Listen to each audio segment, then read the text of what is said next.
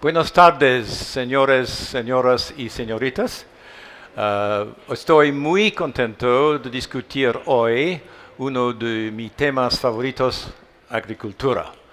Sin embargo, mi español es mucho menos bueno que su inglés, por lo tanto, seguiré hablando en inglés. Gracias.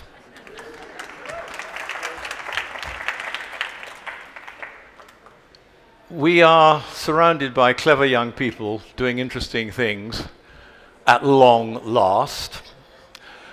But agriculture in reality across the world is not in a good shape, as many of you know. And I apologize to those of you who are experienced in agriculture and know a lot about it. But I think it may be helpful to just put across some of the realities of agriculture in 2024, because that will inform all the work you're doing and the investments you're looking for to be aware of the realities of the many problems facing agriculture today. So it's not a gloomy story, but I think it's necessary to be aware of exactly where we are today. So Adrian said agriculture is hard. It is hard. It's dangerous. You can see there somebody spraying pesticides without much protection. It's repetitive, somebody planting seeds out on a very lengthy business. It's dirty, there's people working in a cattle shed, and it's dangerous. You see what happens when machinery goes wrong. And a few more examples of that. I could give you just another slide there of people working very hard, doing the same job over and over again. It's repetitive, things go wrong. The weather, you get filthy very often, whether you're working with your hands or whether you're involved with animals. So there are lots of difficulties that farmers have to face, as well as running a business and doing everything else. But I want to really start with something that's very fundamental, that agriculture is a very dependent industry. What do I mean by that?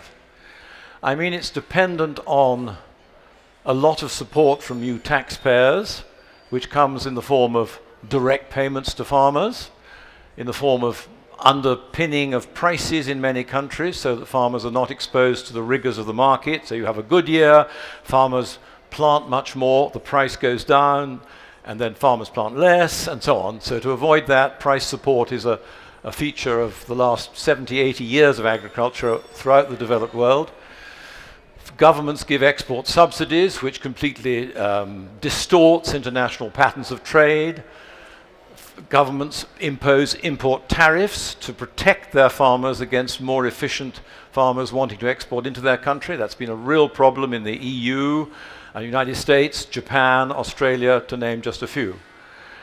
Farmers receive enormous numbers of tax advantages, whether it's on inheritance, on capital gains, in many other areas. They are given preferential treatment compared to the rest of us.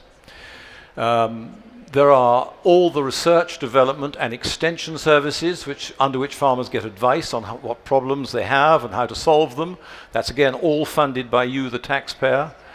And then, of course, there's all the payments on research, development, and all the regulatory work that they do as well, most of which is absolutely necessary, but it is funded by you, the taxpayer.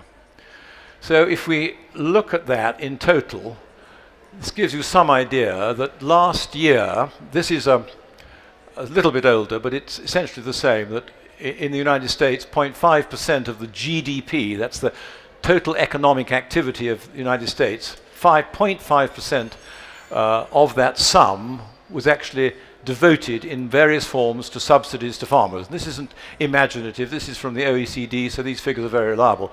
And what that means in practice is that last year, roughly speaking, global agricultural output was worth about $6 trillion, and the total subsidies paid on all countries came to about 10% of that. So 10% of the value of all the output is actually being paid to farmers directly by you, the taxpayer. And that is, of course, creating considerable political problems. There's resistance to doing this, and the general public is saying, is this a sensible way to produce food, and do we as consumers suffer because of this? So let's go on. Here we are. Agriculture is also very unpredictable. I referred to the weather, but farmers have to deal with so many uncertainties which are not really problems of many other industries. The cost of the inputs they buy, fertilizers, animal feed, seeds, etc., is never stable. It's always going up and down. That's not guaranteed by government, so they have to try and plan for very uncertain input costs, and that's a real problem for them and makes it very difficult to plan a year or two ahead to invest in some new enterprise on the farm. Output prices, again, except where those are controlled, except where those are subject to guarantees, they vary enormously, and we've all read about the squeeze that the big retailers put on farmers, leaving farmers with very, very small margins, whether it's in dairy production or arable, broadacre crops. It's a real challenge for them to plan. So it makes it difficult to run a business with this terrific variability on the input side and terrific variability on the output side. They also, of course, have the problem of the weather.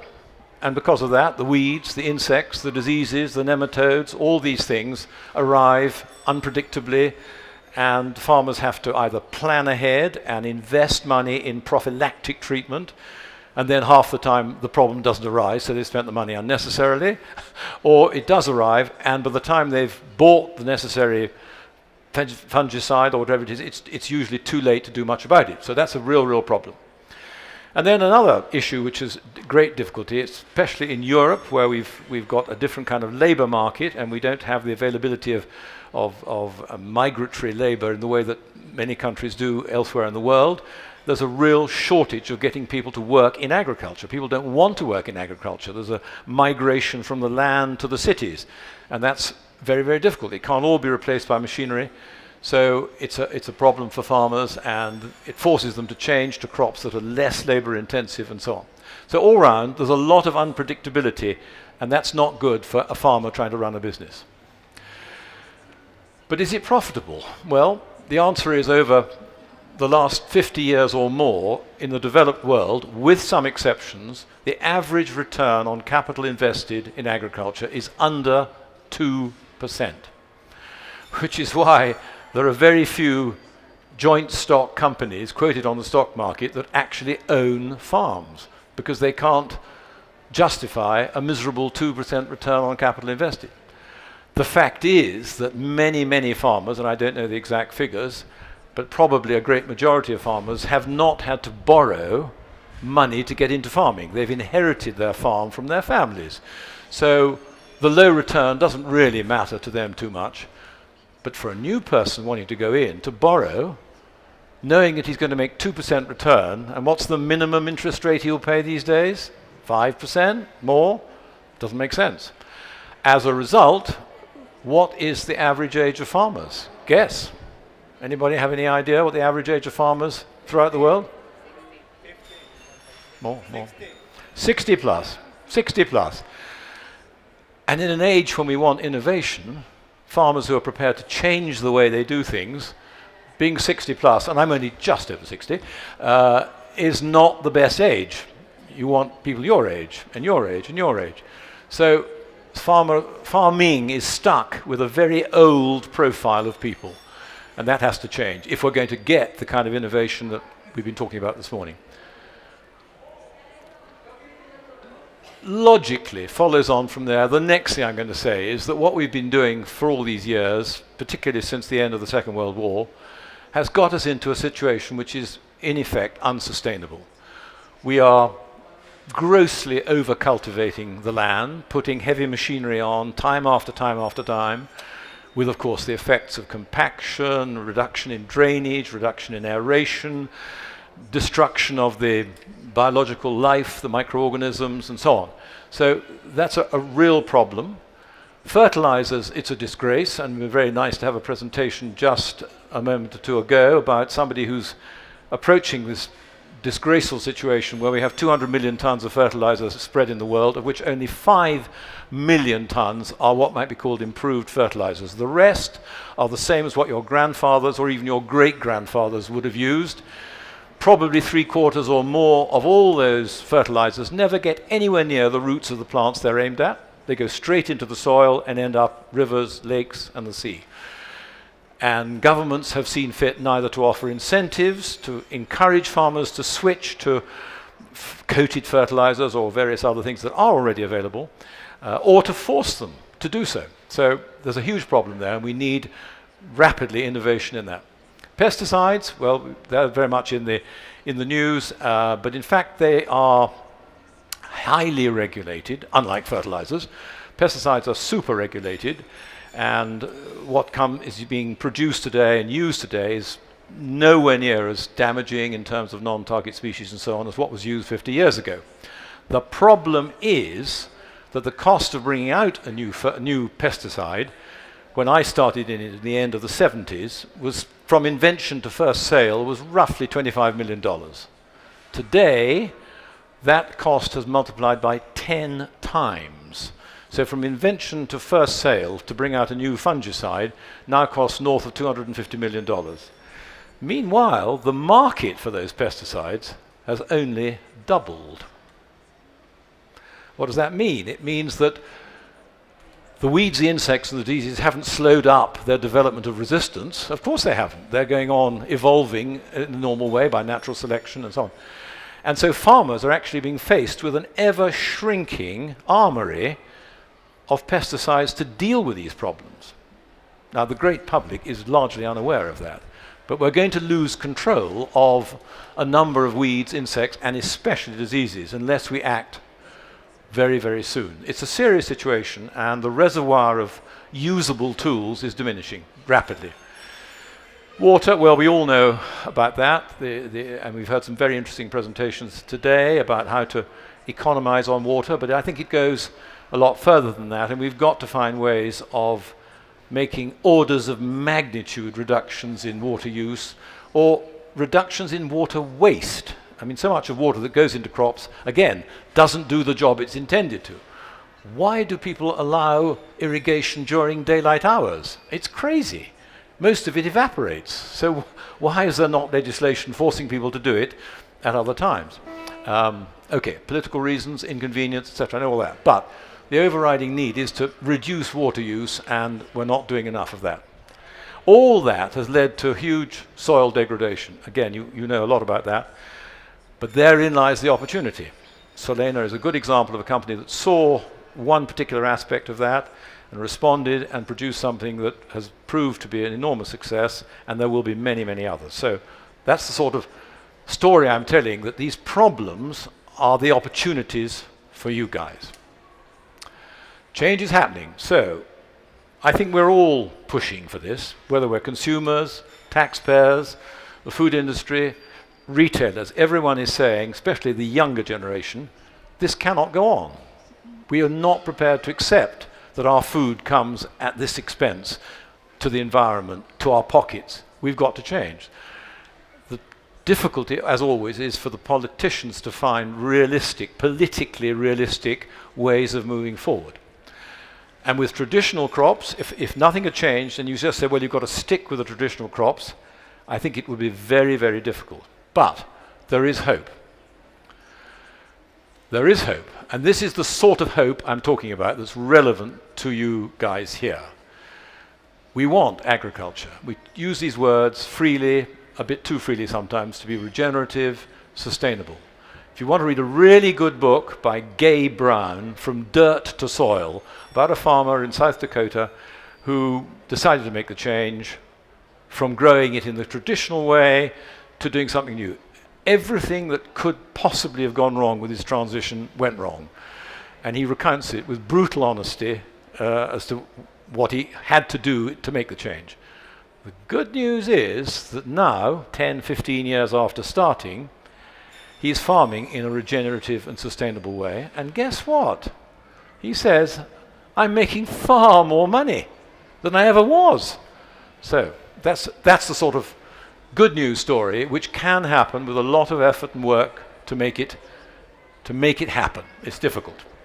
But it's not just, the two really crucial things are new crops and new ways of using old crops. If we look at the new crops, first of all sorts of things are being invented and established. I've given a few examples of there.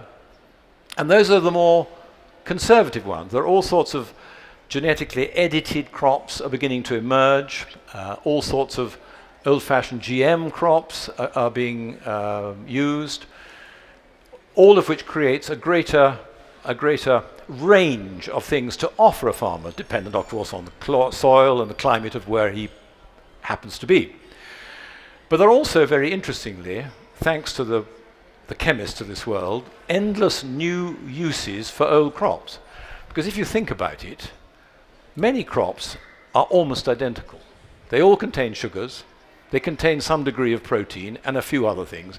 And if you're a clever chemical engineer, depending on the costs, you can twist it in all sorts of different ways. So I know farmers who are growing traditional barley, wheat, and so on in Europe.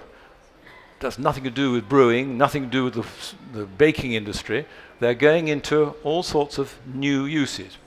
So I think the underlying message is that instead of being restricted, agriculture being restricted to providing human food and animal feed, which is what it's done for thousands of years, agriculture is beginning to become a supplier of raw materials to industry. So already enzymes are being supplied to big pharmaceutical companies. Some other ingredients are going to paint, to cosmetics, you name it. Why? Because we've begun to realize that the soil plus the right crop can be an incredibly flexible engine, machine, factory that can produce almost anything you want. We're not there yet, and it's not easy to make this transition in a hurry, but the potential is enormous. And that is going to change completely the face of agriculture. If you take an example, if you want to make an enzyme for Pfizer, they probably want 20 tons of the stuff. So what does that mean? You've got to retrain guys, you've got to invest in that new technology. It will not be a question of scale. So the small farmer will, for once, not be at a disadvantage. Scale will mean almost nothing. It'll be all about timing and quality. And he will have to be prepared to invest in and employ highly trained people to do this. Because it's like producing something high quality where any sort of reduction in standards would be fatal. So that's a big change, and it's not something agriculture is used to. The general thing is produce as much as you possibly can, and quality very much a secondary consideration. So that's a big change, but it requires new thinking by those farmers, and of course that here is again where the younger ones are more likely to adapt to that, be willing to go for extra training to learn how to produce an enzyme, for example. I think that will lead in turn to something very special. I mentioned earlier that the movement of population throughout the world is from the countryside into towns. Everybody wants to live in a town. Nobody wants to live in the country. This will create some high-value, new rural employment. And my expectation is that at least some of those new workers will actually want to live close to where they work. So there should be a reversal to some extent of people actually going back to repopulate small towns in rural parts of the countryside. So that's a good thing. It also means something hugely important, that almost none of these crops, after perhaps an initial stage, will require any form of government subsidy at all. Now that's a huge thing. There's only one country that's completely done away with subsidies up to now, and that's New Zealand, which was about 40 years ago. They took out all the subsidies, and everyone predicted it would be a disaster. And yes, some farmers went out of business. It was a tough time, and because New Zealand produces, or did produce, very few things, mainly dairy, cattle and sheep, they wondered how they were going to develop markets. Well, the dairy industry in New Zealand, before privatization, made something like 20 products from their milk. Today, they make over 2,000 products from the same volume of milk. And it's the farmers who've gone out on their own with no government intervention to look for new markets in China and everywhere else. They make medicated milks, they make all sorts of dietary milks, etc., etc. And if you ask them, would you like to go back to the world of being told what to do and being paid a guaranteed price, they'd say never. So that's interesting. So less dependence on government or anyone else. Farmers will have to stand on their own 2 feet.